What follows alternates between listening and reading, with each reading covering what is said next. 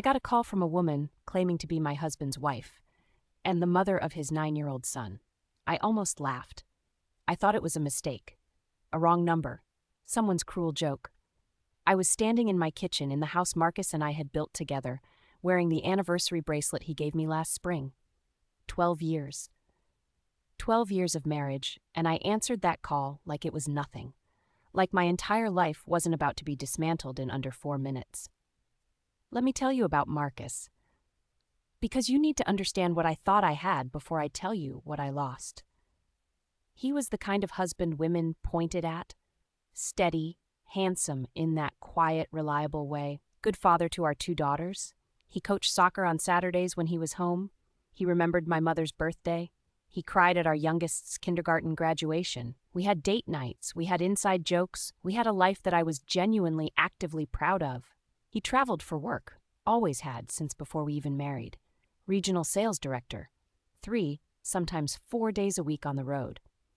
I never questioned it because the money was always there and the man always came home. That was the design. I see it now. He never let me surprise him at a work event.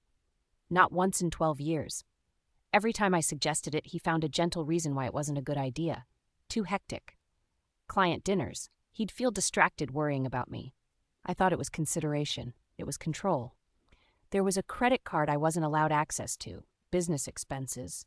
He said, the company is strict about mixing personal charges. There was a second phone he called his work phone that he kept on silent, always face down, always within reach. He had an answer for everything. Every single thing. I used to brag about that. I used to tell my friends, he communicates so well, he never leaves me guessing. The truth is, a man who has an answer for everything has been practicing those answers for a very long time. The woman on the phone told me her name was Diane. She told me calmly, with the exhaustion of someone who had been carrying something unbearable for weeks, that she had found my number in Marcus's personal email. She had suspected him for a while. She had hired someone, and what they found led her to me. She had a 9-year-old boy. She had a house 2 cities over. She had 7 years of marriage and a life that looked, she said, almost identical to mine. She wasn't calling to fight. She was calling because she deserved to know the truth, and so did I. I didn't cry on the phone. I don't know why. I just went very still and very cold, and I asked her to send me the address. I told Marcus I was visiting my sister for the weekend. He kissed me goodbye. He told me to drive safe. He texted me a heart emoji 40 minutes after I left. I was already on the highway, heading toward a neighborhood I had never heard of, with an address pulled up on my phone and a feeling in my chest like concrete hardening around my lungs. I found the street. I parked across from a beige house with a basketball hoop in the driveway and flower boxes in the front windows. And I sat there. I sat there for almost 2 hours. I don't know what I was waiting for. Permission, maybe. Some part of me still hoping it would turn out to be nothing. Then the front door opened. Marcus walked out in a gray t-shirt I had washed for him. Beside him was a boy, maybe 9 years old, dark-haired, with Marcus's exact jaw and Marcus's exact eyes and Marcus's exact way of tilting his head when he was laughing. They were laughing. A woman appeared in the doorway. Diane, I knew immediately, and she said something and Marcus looked back at her and smiled. That smile. The one I thought belonged to me. I had 12 years of memories attached to that smile. I watched it be someone else's in real time. I couldn't breathe. I couldn't move. I just sat there with my hands in my lap watching my husband exist in a life I was never supposed to know about. Then he turned around, and he saw my car. I watched the color leave his face from 30 feet away.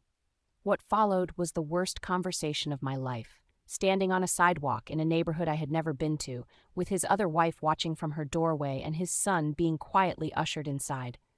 Marcus didn't deny it. He couldn't. He stood there and he said things like, I never wanted to hurt you, and it's more complicated than it looks, and I love you, I love both of you, I didn't know how to stop. That last one broke something in me permanently. He didn't know how to stop. 12 years, 2 daughters, a mortgage, a life, and his explanation was that he didn't know how to stop. Then came the legal reality, which was somehow worse. My attorney made a call, did some digging. Marcus had married Diane first. 11 years ago, 14 months before he married me. Their marriage was valid. Ours legally was not. I was not his wife. I was never his wife. Every document, every filing, every assumption I had made about my legal and financial standing for over a decade was built on a foundation that did not exist. The house we owned together, the accounts, the way our finances were structured. All of it had to be picked apart and examined. I had no spousal rights because in the eyes of the law I had no spouse.